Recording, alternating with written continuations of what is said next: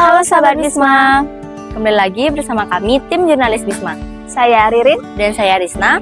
Kembali lagi bersama Anda, kami pada hari ini akan meliput kegiatan menarik loh di SMA Negeri 2 Bangli.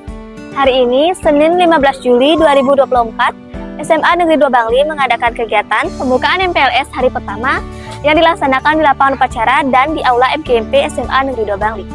Nah, supaya tidak penasaran, yuk ikuti keseruan kita.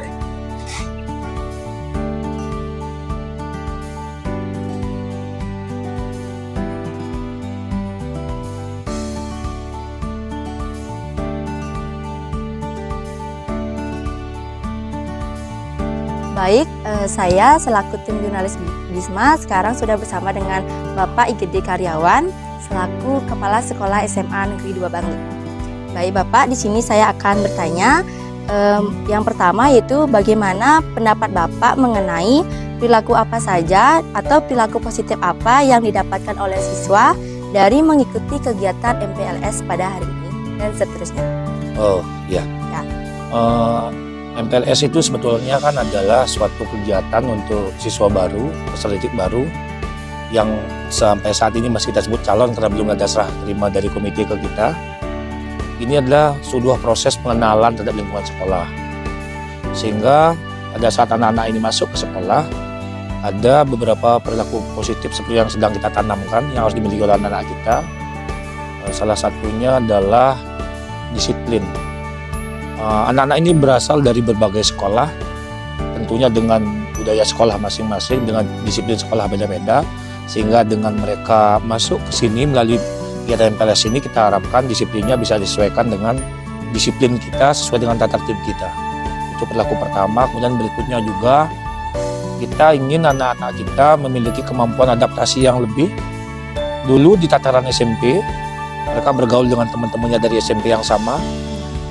Kemudian wilayahnya juga sama. Kemudian setelah mereka ke sini, mereka juga akan diperkenalkan dengan banyak sekali teman-teman baru dari berbagai SMP, dari berbagai kecamatan, dari berbagai bentuk heterogen yang lainnya, sehingga mereka harus mampu beradaptasi seiring dengan kematangan usia mereka yang meningkat.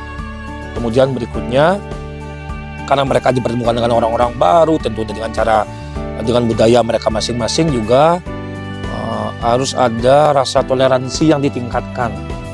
Artinya jika tidak ada sesuatu yang nggak sesuai dengan adab atau kebiasaan mereka harus bisa mentolerir temannya, sehingga mereka masih harus bisa bergaul dengan teman-temannya. Terutama karena di sini mereka dikelompokkan dalam gugus-gugus yang heterogen. Mungkin itu walaupun masih banyak juga perilaku-perilaku positif yang lain yang kita kedepankan, seperti misalnya respect atau hormat terhadap senior, guru, pegawai, dan lain sebagainya. Baik Pak.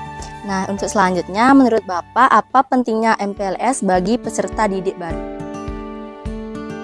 Peserta didik baru itu kan orang baru di sini ya. Orang baru di sini, sehingga kita berharap melalui MPLS masa pengenalan lingkungan sekolah ini, sekali lagi anak-anak ini bisa beradaptasi dengan baik dengan budaya di sini, dengan seniornya, dengan guru pegawai di sini, sehingga jika mereka sudah bisa beradaptasi dengan baik, kemudian berikutnya bisa menyesuaikan diri dengan lingkungan di sini, baik itu lingkungan budaya di sini ataupun lingkungan iklim di sini, harapan kami adalah kedepannya anak-anak ini akan dapat belajar dengan nyaman di sini untuk meraih cita-cita mereka. Nah untuk selanjutnya bagaimana tanggapan Bapak atau solusi jika ada siswa yang tidak bisa mengikuti kegiatan MPLS Pak? Baik, sebetulnya ini kan wajib ya. Wajib setelah diumumkan daftar ulang, anak-anak ini wajib mengikuti MPLS. Bahkan di sini kita laksanakan pra MPLS sejak hari Kamis minggu lalu, tetapi tidak semua kondisi memungkinkan anak-anak baru itu bisa mengikuti MPLS secara penuh. Seperti misalnya sumber daripada ketidakhadiran mereka adalah karena halangan, sakit, acara keluarga, dan lain sebagainya. Atau bahkan ada anak-anak kita yang sebelumnya tercecer, kemudian di masa-masa ini kita terima kembali. Nah, anak-anak ini yang tidak bisa mengikuti MPLS pada saat jadwal pelaksanaan MPLS tentunya nanti akan kita kumpulkan kembali. Kita akan berikan materi sejenis matrikulasi atau rangkuman dari semua materi MPLS, sehingga dengan mendapatkan semua materi rangkuman itu, harapan kita adalah anak-anak ini juga akan memiliki bekal yang sama, pemahaman yang sama terhadap situasi kita, sehingga kita sangat berharap ke depannya seluruh anak-anak kita, baik yang bisa mengikuti MPLS secara wajib ataupun susulan ini, belajar dengan nyaman di sekolah kita di SMA Negeri 2 Bang. Baik Pak, sudah. Terima kasih Pak.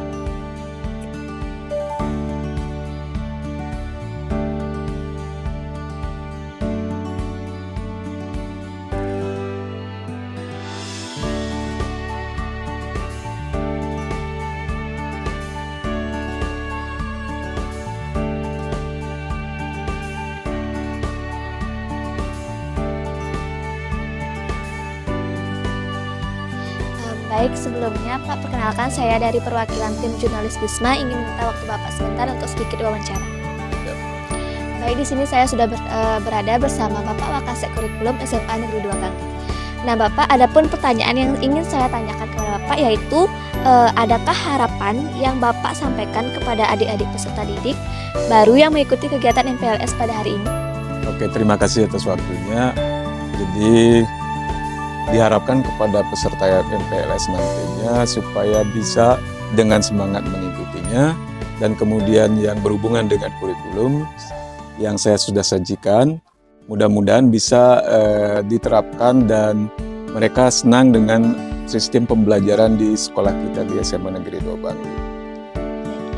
Selanjutnya, sebagai Wakasek Kurikulum, apa peran Bapak dalam pelaksanaan MPLS kali ini? Seperti yang sudah saya sampaikan tadi, saya akan menyampaikan materi, jadi materi yang tentang sistem pembelajaran di SMA Negeri 2 Bangli. Jadi anak-anak supaya tahu gimana sih sistem pembelajaran di SMA Negeri 2 Bangli dan kira-kira kurikulum apa yang dipakai. Jadi pada kesempatan ini sudah disampaikan bahwa kita memberlakukan kurikulum Merdeka dari kelas 10 sampai kelas 12. Selanjutnya, menurut Bapak, adakah terobosan lain ke depannya untuk calon peserta didik baru ini, ataukah akan tetap sama seperti peserta didik sebelumnya dalam segi materi maupun dalam pembelajaran mereka nanti? Kalau terobosan ini sebenarnya bukan ke peserta didik, tapi ini sebenarnya terobosannya ditujukan kepada para pendidik. Jadi dalam hal ini adalah guru. Bagaimana guru supaya bisa memberikan pelayanan yang prima atau optimal kepada anak didik, baik itu dari segi penyampaian materi ataupun mungkin memberikan pembelajaran yang menyenangkan kepada anak-anak. Jadi anak-anak supaya bisa mengikutinya dengan nyaman, tidak penuh dengan intimidasi. Jadi mereka senang belajarnya di sekolah kita di SMA Negeri 2 Bangli. Terima kasih Bapak atas waktunya. Sekian dari saya, pamit undur diri. Terima kasih Pak.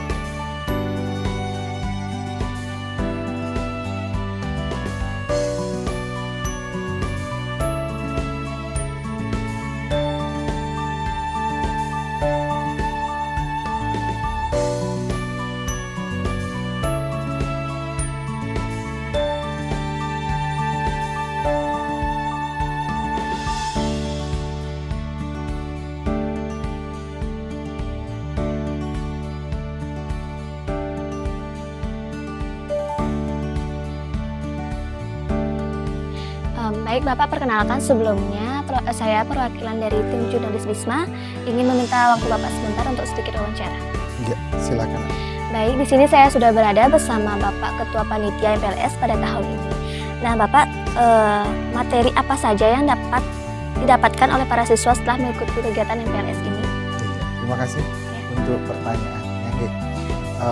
Dalam pelaksanaan MPLS di tahun 2024-2025, di mana MPLS itu merupakan suatu kegiatan yang dilakukan secara serentak, yang mempunyai suatu komitmen adalah masa pengenalan lingkungan sekolah, sesuai dengan tujuan dan pelaksanaannya, bahwa masa pengenalan lingkungan sekolah di sini yaitu suatu kegiatan-kegiatan yang sejatinya ditujukan kepada anak-anak peserta didik baru, ya, yang memiliki dasar latar belakang yang berbeda-beda, dari sekolah yang berbeda-beda, serta dari sisi individu yang berbeda. Nah, dari sana kita mengacu pada bagaimana anak-anak tersebut dapat mengetahui secara detail keadaan dari lingkungan sekolah. Adapun materi yang akan diberikan kepada anak-anak itu pastinya terkait dari yang pertama adalah pengenalan lingkungan sekolah kita, yang pastinya lingkungan sekolah SMA 2 Bangli. Setelah itu mengacu pada karakter, kemudian budayanya, dan juga materi-materi penting yang sangat menunjang daripada peserta didik tersebut untuk mengetahui bagaimana kondisi secara utuh dari lingkungan yang ada di sekitarnya. Nah, tidak kalah penting pada tahun ini di MPLS SMA 2 Bangli, tahun ajaran 2024 itu disisipkan yang namanya materi GSS, yang artinya adalah Gerakan Sekolah Sehat. Nah, tujuannya adalah anak-anak peserta didik baru ini dapat mengetahui bahwa dia mempunyai suatu posisi atau kondisi yang harus dipertahankan dan ditingkatkan. Yang pertama yaitu dari segi kesehatannya, kemudian dari tingkat kemampuan atau kecerdasannya, dan yang terakhir pasti mengacu bagaimana dia dapat menunjukkan dalam kondisi hidupnya, baik mental maupun jasmaninya, yang dalam artian kesejahteraan. Nah, kurang lebih seperti itu materi yang akan disampaikan dalam pelaksanaan MPLS di SMA.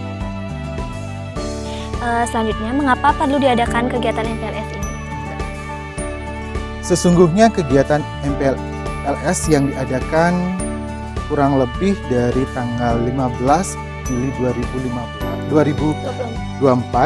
dan berakhir itu di tanggal 20 Juli 2024. Tidak lain tujuannya adalah bagaimana menempa kemudian menciptakan kondisi anak-anak yang nyaman, merasa tenang di dalam melaksanakan kegiatan MPLS. Di mana di sini adalah untuk membangkitkan rasa mereka, untuk menyatukan diri mereka terhadap lingkungan yang ada di sekitarnya dengan situasi dan kondisi yang baru. Ya, kondisi yang baru pastinya akan kaget.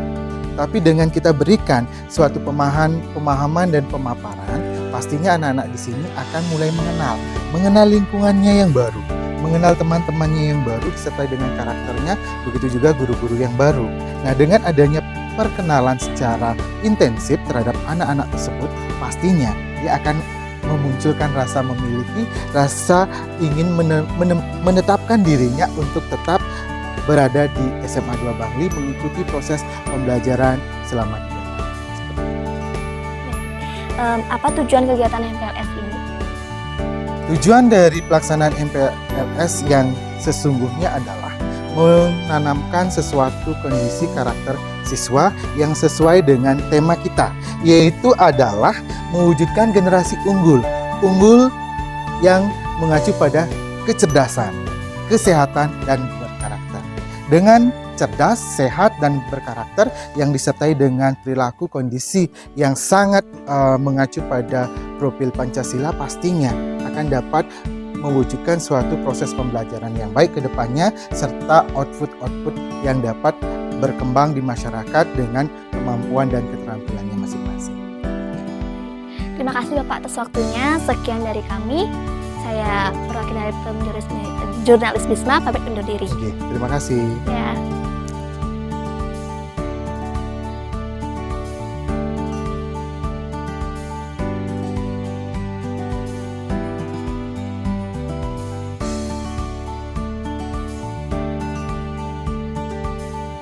Nah, seperti itulah kegiatan kita pada hari ini.